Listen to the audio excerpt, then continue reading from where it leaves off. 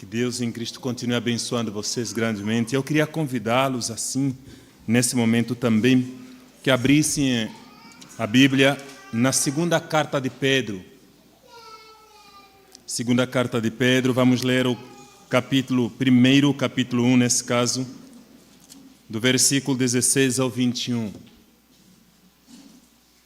Segunda carta de Pedro, e ela está projetada. Capítulo 1, versículo 16 ao 21. Meu foco hoje será mais no versículo 20 e 21. Contudo, vamos apresentar os versículos 16 e trabalhar o contexto dessa carta. Porque não lhes damos a conhecer o poder e a vinda do nosso Senhor Jesus Cristo, seguindo fábulas engenhosamente inventadas, mas nós mesmos fomos testemunhas oculares da sua majestade, porque ele recebeu honra e glória da parte de Deus Pai, quando pela suprema glória lhe foi enviada a seguinte voz: este é o meu Filho amado, em quem me agrado. Ora, nós ouvimos esta voz vinda do céu, quando estávamos com ele no Monte Santo.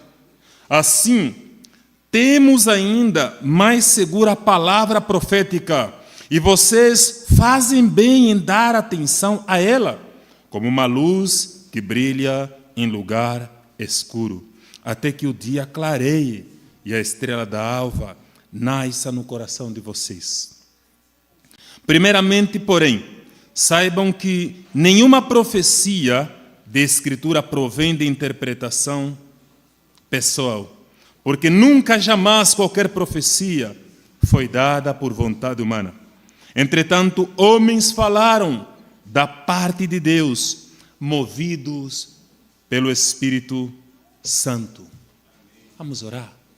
Pai, nós queremos te agradecer, queremos te louvar e queremos pedir que a tua mão esteja entre nós, Pai.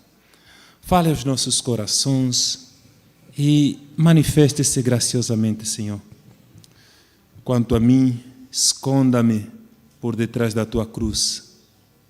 Apareça, Senhor. Fale ao teu povo. Manifeste-se graciosamente na exposição da sua palavra. E exorte-nos, ó Pai, em nome de Jesus. Amém. As crianças têm uma atividade, e eu deixei uma atividade bem básica, assim, que elas terão perguntas. Elas vão analisar o texto bíblico e elas vão fazer verdadeiro ou falso. Irmãos, não é de hoje que as pessoas ataquem a autoridade da palavra ou até tentem distorcê-la. Isso não é de hoje. Nosso tempo tem sido marcado pelo relativismo, onde muitos tratam o evangelho como uma coisa a mais, como uma opinião a mais. Tanto é que se você fala da verdade do Evangelho, alguns dirão, existem muitas verdades. Só que se existem muitas verdades, em meio a várias verdades, não existem verdades, porque se tudo é verdade, nada é verdade. E nós veremos aqui que Pedro vai afirmar que a fé cristã não é um mito, não é uma opinião, não é relativizada, mas a fé é verdade revelada. Na verdade, irmãos e irmãs, a igreja cristã sempre enfrentou o perigo que Pedro vai combater aqui. Fábulas. E pessoas que tentaram esconder a verdade para trazer uma autoridade dos homens. E é isso que aconteceu antes da reforma, onde a palavra era escondida, os homens valorizavam a tradição. A ideia do Papa era a ideia mais importante, era a palavra mais importante. E o Papa era visto como a figura infalível. O Papa falou, é como se Deus estivesse falando através do Papa. Então, a ideia de modismo, tradições, a ideia de que a palavra fosse subjetiva, ela não é nova. Já aconteceu há muitos anos atrás. Mas o que virá a acontecer antes da reforma e que surgirá como resposta à reforma protestante, como forma de combater, isso também não aconteceu só naquele período. Aconteceu muito antes. Olhem só o que Pedro vai rebater aqui. Pedro vai mostrar que a luz, a palavra, ergue na escuridão. A palavra é inspirada por Deus. A autoridade da Escritura é superior que as experiências. Porque nós, às vezes, enfrentamos um extremo que diz que as experiências são mais importantes do que a palavra. É o que eu sinto. Essa é a minha ideia. Mas Pedro vai nos mostrar aqui que não é a sua ideia. Não é a minha ideia. Não são as nossas experiências. Mas é o que a palavra dirá. Tradições e opiniões não têm mais ênfase do que a palavra. Na primeira carta, Pedro demonstrava-se preocupado com ataques que os cristãos sofriam. Eles eram perseguidos simplesmente por serem cristãos. E Pedro consola na primeira carta. Na segunda carta, ele chama a atenção, escrevendo aos irmãos a terem cuidado com a língua. Por quê? Falsos mestres estiveram ali. E esses falsos mestres queriam levar a igreja a naufragar. O propósito, então, dessa segunda carta é reforçar que a fé, ela precisa ser uma fé, a mesma que ouviram pelos profetas, porque Pedro e outros apóstolos não estiveram repetindo nada novo. Por isso é que nós dissemos que a religião cristã, o evangelho é repetição daquilo que já foi apresentado. Se vier um novo evangelho, isso é mentira, não creia nele. Então Pedro vai mostrar aqui que existem homens que estão negando a fé. Existem homens que estão distorcendo a palavra. Mas se você parar e pensar um pouquinho, desde o Antigo Testamento, a Bíblia nos mostra que uma das maiores eficácias de Satanás é confundir a cabeça das pessoas. Ele confundiu com Eva naquela conversa. E ele vive confundindo a cabeça das pessoas. Por exemplo, um dos maiores erros com o qual ele procurava confundir os crentes é usar a boca dos falsos mestres. Falsos mestres sempre existiram. Falsos mestres sempre existirão enquanto o mundo existir. E aqui, eles diziam, esses falsos mestres, olha, Jesus já veio. Vocês estão distraídos, ele já veio. Vocês estão esperando o quê? Os falsos mestres escarneciam da verdade e diziam assim, onde está a promessa da vinda dele? Esse vosso Senhor que disse que virá, ele não está vindo até agora. E olha, já passam mais de 2000 anos. Onde é que ele está? E se você for no capítulo 3 de 2 Pedro e ler o versículo 1 ao versículo 4, você perceberá isso. O que eles estão dizendo? Vocês estão esperando um Senhor que já chegou? Eles dirão, ele não virá mais. Vocês estão enganados. Amados, não existe uma pessoa, não existe um herege que não seja simpático. Todo herege é politicamente correto. Todo herege é simpático, porque fazendo a vontade do diabo, ele procura ganhar o coração das pessoas, pregando uma mensagem palatável aos corações. E é assim que ele ganha os ouvidos das pessoas. O herege sempre será politicamente correto, porque ele quer ganhar as pessoas. E ele quer ganhar por um discurso bonito, um discurso que todos apoiam. O herege nunca te dirá sobre o inferno. O herege nunca te dirá que Deus é justo e ele punirá os pecadores. O herege sempre dirá que Deus é amor. Não é que a luz tenha ido, parece, e aí... O herege sempre dirá que Deus é amor. Ele nunca dirá que Deus é justiça. O herege sempre dirá que, olha, Deus é bom, Ele vai salvar todos. Ele nunca dirá que aqueles que negam a Deus irão para o inferno. E aqui, meus irmãos, Pedro, então, depois de ter compreendido isso, e depois de ter rebatido a esses hereges, Pedro escreve como alguém que está no seu último dia da vida. Pedro escreve como alguém que está na sua cama, no seu leito de morte. E ele ainda vai dizer, dos versículos, do versículo 3 ao versículo 15, ele ainda vai dizer, olha, ainda aqui, eu sei que eu estou perto para partir dessa vida para diante, mas no que depender de mim, eu vou martelar a vossa consciência com a palavra da verdade. Eu vou martelar a vossa consciência para que vocês não se esqueçam que Jesus virá. Por isso, então, Pedro aqui começa a mostrar como esses falsos mestres agem. Mas qual é a autenticidade da palavra que os apóstolos estão trazendo? E aí, se você caminhar comigo até o versículo 15, ou voltar um pouquinho até o versículo 15 antes da exposição, ele vai dizer, mas de minha parte, me esforçarei ao máximo, para que sempre, mesmo depois da minha partida, vocês se lembrem dessas coisas. Que coisas é essas? Todas aquelas que ela vai falar desde o início desse capítulo até aqui. Então, ele agora vai dizer o porquê que ele fará isso. Caminhe comigo para o versículo 16. Porque não lhes demos a conhecer o poder e a vinda do nosso Senhor Jesus Cristo, seguindo fábulas engenhosamente inventadas, mas nós mesmos fomos os testemunhas oculares. Olha, Pedro não diz que tipo de fábulas são essas que esses homens ensinavam, mas ele mostra que está preocupado, porque falso ensino, ele não só corrói a nossa consciência, mas também o nosso coração. E a palavra traduzida aqui por fábulas é mitos. E o que é isso? Mitos eram histórias humanas criadas pelos homens sem qualquer referência à realidade. Eram muitas das vezes histórias fantasmagóricas, criadas para tentar convencer você de uma verdade. Sabe quando alguém quer te enganar, quer vender algum produto falso? E ele não vai dizer que é falso.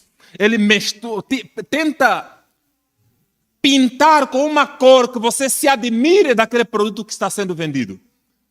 Eu lembro quando nós fizemos a nossa viagem missionária para o Paraguai, a viagem da nossa turma, o meu colega comprou um pendrive tão lindo, tão lindo. E aí quando ele chegou no seminário para provar o pendrive, não estava dando certo. Quando abriu o pendrive, percebeu que só era a capa, lá dentro não tinha nada. Então percebe, o falso nunca te dirá que é falso. Ele vai parecer tão lindo e você ainda vai se admirar. E quando você perceber, puxa, fui enganado. Pedro não revela esse assunto, mas ele mostra como o falso ensino deturpa a pureza do evangelho. E esses falsos mestres, pare aqui no versículo 16. Veja só como Pedro vai dizer, seguindo fábulas engenhosamente inventadas. Esses falsos mestres, meus irmãos, eles montavam com cuidado o seu falso ensino. Engenhosamente. Veja, a ideia é tipo de um engenheiro, montando engenhosamente, com o intuito de cativar o coração dos seus ouvintes. Eles elaboravam coisas dúbias que ludibriariam o coração ou a mente, a consciência das pessoas que ouviam eles. Eles elaboravam isso habilidosamente. Alguém que para convencer você no erro ou para massagear o erro de seu coração, ele diz, fique em paz. Não, você não pecou. Está tranquilo, Deus entende isso. Olha, fique descansado. E até porque as escrituras, elas não são inerrantes. Olha, essa é a minha interpretação. Eu acho. Quando já está aparecendo no eu acho, pare. Não continue a conversa. Porque, irmãos, até o herege deve estudar a Bíblia. Herege conhece a Bíblia. Mas ele não tem compromisso com Deus, tem compromisso com o povo. Ele tem compromisso com o povo que quer fazê-los como seus seguidores. Mas Pedro diz, não foi por isso que lhes demos a conhecer o poder e a vinda de nosso Senhor Jesus Cristo. Vai para a parte B desse versículo 16. Ele diz, nós fomos testemunhas oculares. Nós fomos testemunhas oculares da sua majestade. Veja, ele está dizendo que nós não estamos pregando outra mensagem. Nós estamos pregando exatamente a mensagem que os profetas pregaram. foi Cristo quem nos enviou de maneira especial. Nós temos autoridade apostólica, e ter autoridade apostólica aqui é compreender que eles estiveram seguindo aquilo que a igreja ordenava, ou aquilo que Cristo mandou para eles. E as crianças estão acompanhando aí na primeira atividade? Sigam fazendo aí a primeira atividade, por favor. E voltando aqui, nós vos damos a conhecer. Esse termo aqui, quando Pedro diz damos a conhecer, esse termo descreve a revelação de algo que estava escondido antes, mas que agora estava sendo revelado. O poder e a vinda do nosso Senhor Jesus aqui. Talvez você olhe para a vinda e pensa, não, é a primeira vinda. Não, Pedro não está dizendo da primeira vinda. Pedro está dizendo da segunda vinda, a vinda gloriosa de Jesus. Por isso é que ele vai apontar isso com a transfiguração. E quando Pedro diz aqui, no versículo 17, porque ele recebeu a honra e glória da suprema parte, ele recebeu a glória da parte de Deus Pai, quando pela suprema glória lhe foi enviada a seguinte voz: este é o meu filho amado, em quem me agrado. Porque ele recebeu honra.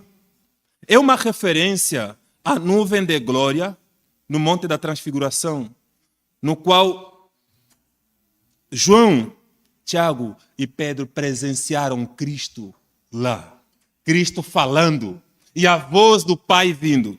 E talvez você olhe para aquele evento e você diz, não tem nada, não tem muita coisa aqui. Mas veja, aquele evento primeiramente é o Pai falando que esse tem a minha essência. Quando o Pai diz, esse é o meu filho amado em quem me agrado, ele está dizendo, esse sim, esse tem a mesma essência que eu. Pedro aponta aqui a essa cena que aconteceu em Mateus 17, do 1 ao 9, e também é referenciado em Marcos 9, 2 ao 8, e em Lucas 9, 28 a 36. Isso prefigurava Cristo, a volta de Cristo. Assim como naquela cena, Jesus foi revelado glorioso. Assim como naquela cena, Jesus foi apresentado como o Rei glorioso. Ele virá. E não somente Pedro, João e Tiago que verão, todos o verão. Todos verão Jesus voltando, até aqueles que o traspassaram, o verão. Eles verão o Senhor vindo. E aí Pedro vai no versículo 18 e diz, ora nós ouvimos, veja, ele não só diz que nós vimos, nós ouvimos esta voz vinda do céu. Nós estávamos no monte, nós somos testemunhas, eles não viram. Eles estão testemunhando algo que não viram. E essa é a diferença de quem testemunha o que ele experimentou. Testemunha não conta somente aquilo que ele ouviu. Testemunha conta aquilo que ele viveu. E ele aqui está contando aquilo que ele viveu. E ao apresentar aqui esse testemunho oculares, alguns estudos vão mostrar que o termo aqui, testemunha ocular, era tipo algo que era apresentado dentro do contexto dos tribunais gregos, onde a pessoa afirmava, dizendo, eu sou testemunha em primeira mão. Eu estive lá. E tinha um professor do seminário, quando sempre falava disso, ele falava, não é só testemunha ocular, os apóstolos foram testemunhas ovicular. E nós não entendíamos isso. Mas era alguém que não só ouviu, ele está lá presente na cena. E a transfiguração, meus irmãos, era prévia do retorno de Cristo. O que Pedro quer dizer aqui é não confiem nos falsos homens. Meus irmãos, a fé cristã repousa em fatos revelados. A fé cristã não repousa nas intenções ou nas invenções humanas. A fé cristã repousa num fato, o fato de que Cristo chegou nessa terra. Cristo nasceu de uma virgem. Cristo caminhou como criança qualquer. Mas ele morreu por nossos pecados. Ascendeu aos céus. E ele voltará. Ele voltará. A fé verdadeira nasce da verdade revelada e não daquilo que se ouve dos falsos mestres.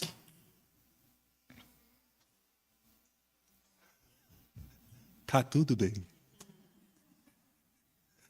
Portanto, Pedro chama aqui a atenção sobre o que você está ouvindo. Quem você está ouvindo? Quem são os teus mestres? Porque, irmãos, aquilo que nós ouvimos faz a nossa consciência. Quem você está ouvindo?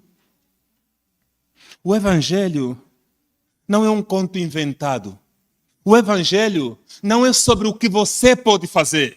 O Evangelho é uma mensagem de um justo que largou tudo e veio aqui morrer por miseráveis como você e eu. Esse é o Evangelho. Não há nada que nós possamos fazer. O Evangelho não é as minhas obras. Eu preciso fazer alguma coisa. Eu preciso agradar a Deus. O Evangelho não é isso. E o mais agravante é que, meus irmãos, o Evangelho nos humilha. Porque não há nada que você possa fazer para ser aceito. Não. Não há nada que nós possamos fazer. O Evangelho não é uma mensagem sobre você. Não. O Evangelho é uma mensagem sobre Cristo, mas é uma mensagem para você e para mim, para nós. E o Evangelho, ele é um testemunho real, baseado na experiência direta e na revelação divina. Porque o Evangelho quebra os nossos corações. O Evangelho limpa o nosso orgulho, quebra os nossos orgulhos, abre os nossos olhos e nos ensina a enxergarmos o Deus que é soberano, o Deus que é completamente santo, mas que chegou aqui e habitou entre nós. E Pedro diz assim: olha, nós estivemos com esse homem, nós andamos com ele. Deus se revelou, Deus é real. Ele entregou seu Filho na cruz para morrer por nossos pecados. Cristo voltará em glória e todo mundo o verá. E à luz dessa verdade, aí no versículo 18, quando ele relata a experiência, e aí ele vai para o versículo 19.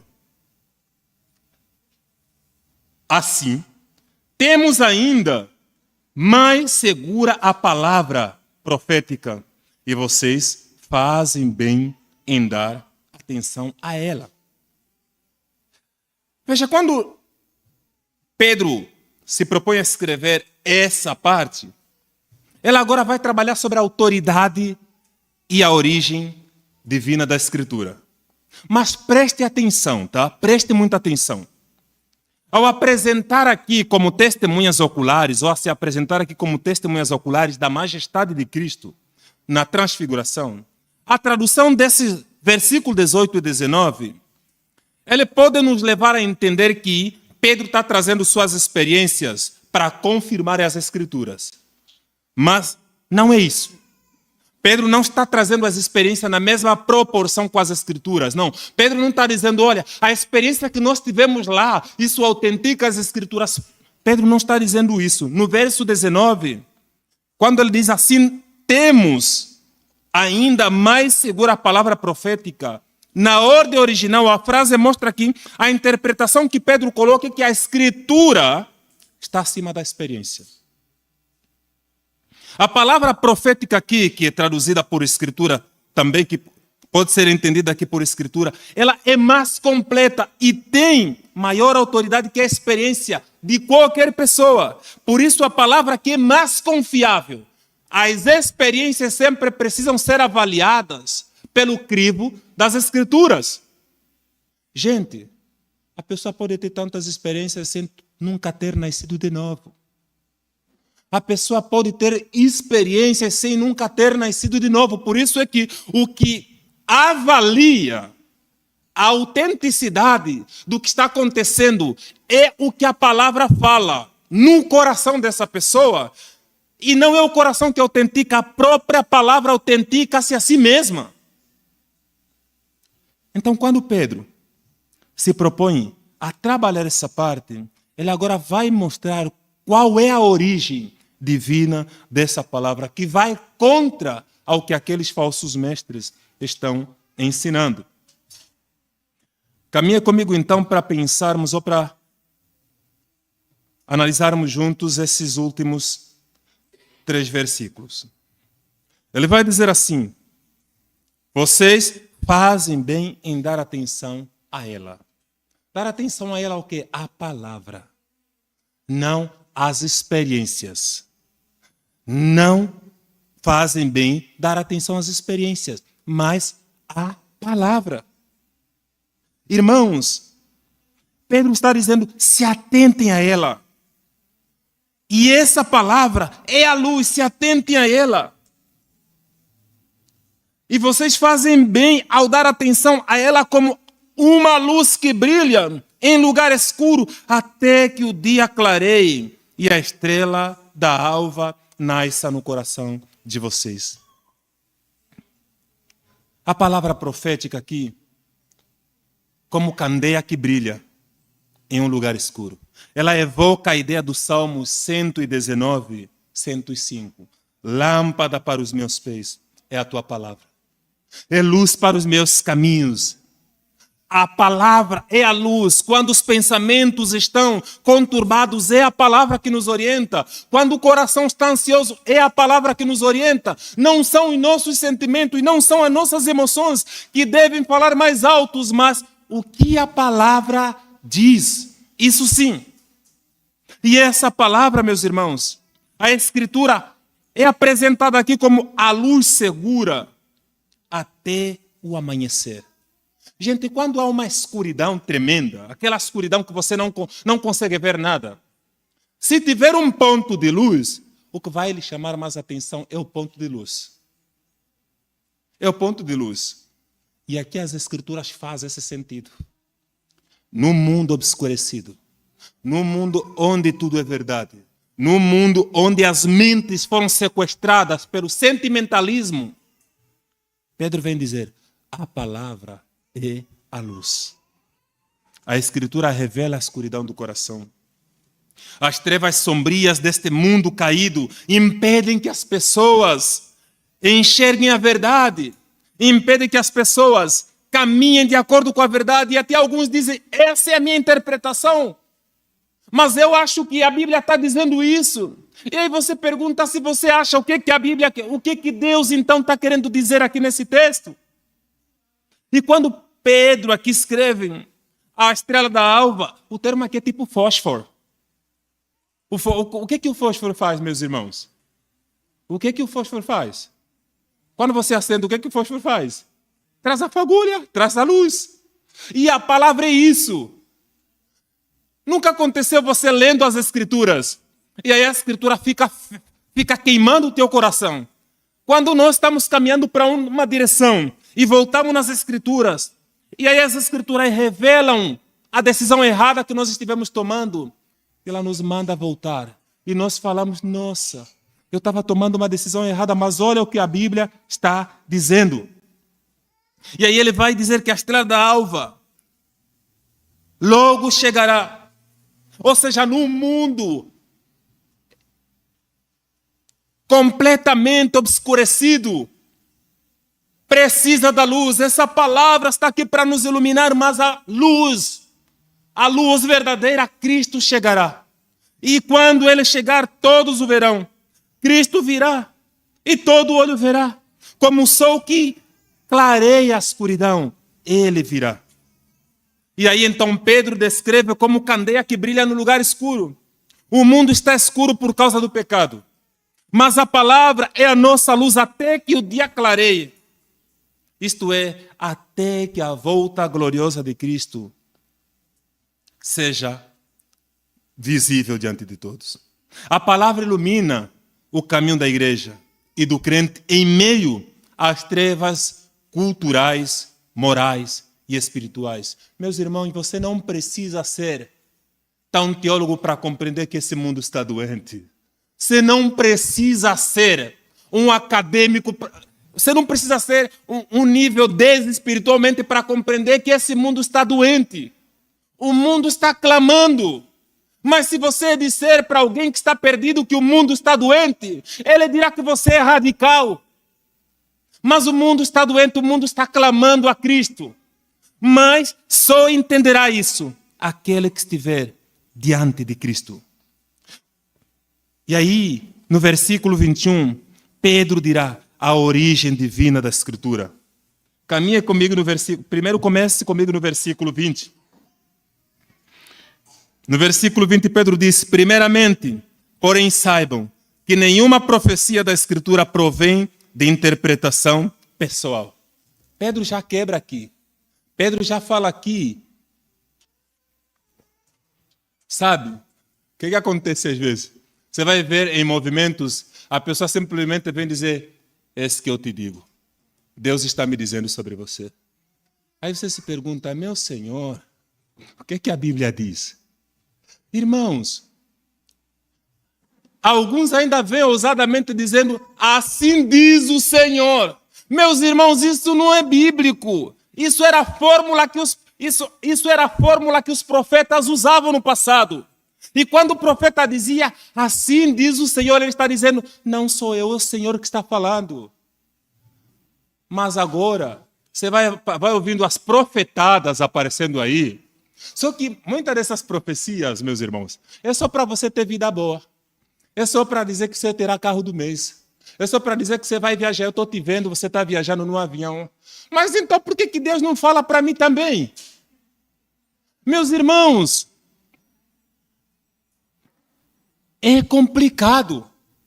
E às vezes, povo que desconhece as Escrituras aceita em tudo. Pedro está dizendo aqui que a origem da Escritura não tem interpretação pessoal. Você não pode olhar para a Escritura que não. Essa é a minha interpretação. E nenhum desses profetas ou desses apóstolos tiraram de si mesmo essa interpretação. Eles foram iluminados pelo Senhor. A ênfase aqui é que nenhuma porção da Bíblia foi produzida porque esses homens queriam assim produzir. Não! E mais, Pedro está dizendo aqui, se você prestar atenção no versículo 20, saibam que nenhuma profecia, isso é um absoluto, nenhuma profecia da Escritura provém de interpretação pessoal. A Bíblia não é um produto do esforço humano. Na verdade, os profetas muitas das vezes escreviam ele e alguns outros não entendiam. Veja quando Pedro relata sobre o irmão Paulo. Ele escreve algumas coisas que é difícil entender, mas nós reconhecemos, é o Senhor. E claro, isso aqui não é o padrão para você olhar para os profetas atuais que dizem: não, ele falou uma coisa que é difícil entender. Não! Não! Irmãos, não! Porque o que as Escrituras estão dizendo aqui é que homens santos falaram da parte de Deus. A Escritura não nasce da cultura, mas da revelação. Os profetas foram movidos pelo Espírito Santo. Isso significa que eles sempre foram levados ou conduzidos pelo Espírito de Deus. Pedro elimina aqui qualquer dúvida. A origem da Escritura é divina, não humana. Então, no versículo 21, quando Pedro diz movidos, essa palavra aqui, esse termo traduzido, movidos, é o impulso. É tipo impulso do Espírito Santo sobre os autores bíblicos. Alguns vão dizer que era uma expressão náutica. É como o barco que tinha o leme. E aquilo levaria, ele só moveria aonde o vento levava. E os profetas aqui, ou os apóstolos, eles estão reproduzindo, e os profetas reproduziram somente aquilo que o Espírito falou. Eu já ouvi história de profetas que falaram nesses tempos que Deus está mostrando que você vai se casar com uma irmã, mas o irmão já era casado. Aí você se pergunta, o que está acontecendo? O que está acontecendo? Deus inspirou esses homens, garantindo que o resultado da palavra não fosse deles, mas fosse de Deus. Portanto, a Bíblia não é um produto da história humana, mas palavra viva, eterna de Deus. Por isso que nós dissemos que a Bíblia é um livro divino humano. É um livro divino porque Deus fala na Bíblia. Mas Deus não falou na língua de Deus, Deus falou na língua dos homens. Deus falou para que os homens entendessem. Deus não falou numa língua que os homens não entenderiam. E Pedro adverte aqui, nenhuma interpretação então é particular. E aí, meus irmãos, ele vai dizer outra vez no versículo 21, nunca, jamais, outro absoluto. Qualquer profecia foi dada por vontade humana. Isso nunca aconteceu. Os apóstolos falavam porque tinham a plena certeza que era Deus falando, era Deus usando eles. A verdade bíblica não se molda à leitura individualista, emocional ou cultural. A Bíblia interpreta-se a si mesma. Esse é um princípio hermenêutico. Não existe minha interpretação. E muitas pessoas às vezes vão na Bíblia e dizem assim, eu vou ver o que Deus quer falar para mim. Eu acho. Meus irmãos, a primeira leitura bíblica não é para você se encontrar aqui, é para entender o que Deus está falando sobre Deus. Porque a Bíblia não é um livro sobre você. A Bíblia não é um livro sobre mim. A Bíblia é um livro sobre Deus. Então nós precisamos entender como Deus se revela nesse livro.